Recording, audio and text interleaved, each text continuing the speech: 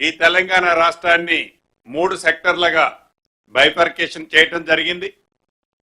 అందుట్లో ఓఆర్ఆర్ కి inner side ఉన్నది మొత్తం కూడా కోర్ తెలంగాణగా,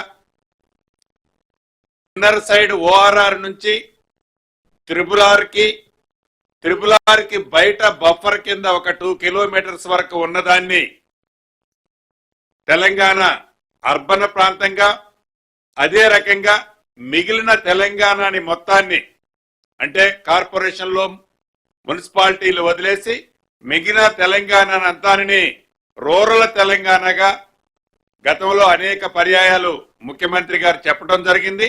అదే పద్ధతిలో ఓఆర్ఆర్ బయట నుంచి త్రిపుల్ ఆర్ కి బఫర్ గా బయట 2 కిలోమీటర్స్ వరకు దీన్ని ఫ్యూచర్ సిటీ ఇక ఈరోజు కేబినెట్ లో పూర్తిగా చర్చించి ఈ ఫ్యూచర్ సిటీ ఏదైతే ఉందో దీంట్లో 7 మండలాలు 57 మండలాల్లోని 56 గ్రామాలతో ఎఫ్సిడిఏగా ఈ ప్రాంతాన్ని ఈరోజు కేబినెట్ లో నిర్ణయించడం జరిగింది.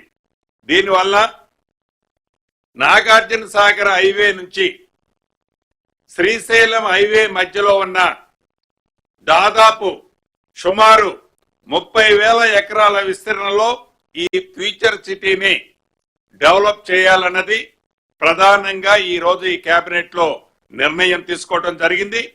ఇందాక ఏవైతే గ్రామాలు చెప్పానో ఈ 56 గ్రామాలతో పాటు 36 గ్రామాలు హెచ్ఎండిఏ పరిధిలో ఉన్న వాటిని 36 గ్రామాలు గతంలో హెచ్ఎండిఏలో పరిధిలో ఉన్న వాటిని తొలగించి ఇందాక చెప్పిన విధంగా ఎఫ్సిడిఏకు ట్రాన్స్ఫర్ చేయటం జరిగింది ఈనాడు ఈ కేబినెట్ లో. ఈ ఫ్యూచర్ సిటీ కోసం సుమారు 90 పోస్టులని ఈరోజు కేబినెట్ లో ఆమోదించడం జరిగింది. అదే రకంగా హెచ్ఎండిఏ పరిధిని రీజనల్ రింగ్ రోడ్డుకి దాటి ఇందాక చెప్పినట్లు బఫర్ జోన్ గా 2 కిలోమీటర్స్ వరకు దాన్ని కూడా దీంట్లో యాడ్ చేయడం జరిగింది. ఈ మొత్తం ఈ 2 కిలోమీటర్స్ బఫర్ జోన్ కూడా కలుపుకుంటే 11 జిల్లాలలో 104 మండలాలలో సుమారు 1355 గ్రామాలతో ఇప్పుడు హెచ్ఎండిఏ పరిధి ఇంక్రీజ్ కాబడింది.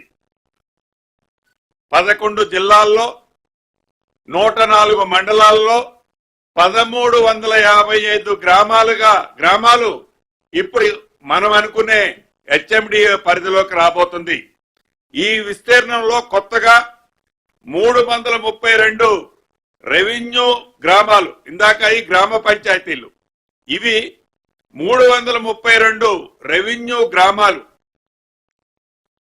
కొత్త హెచ్ఎండిలో పరిధిలోకి రాబోతున్నాయి.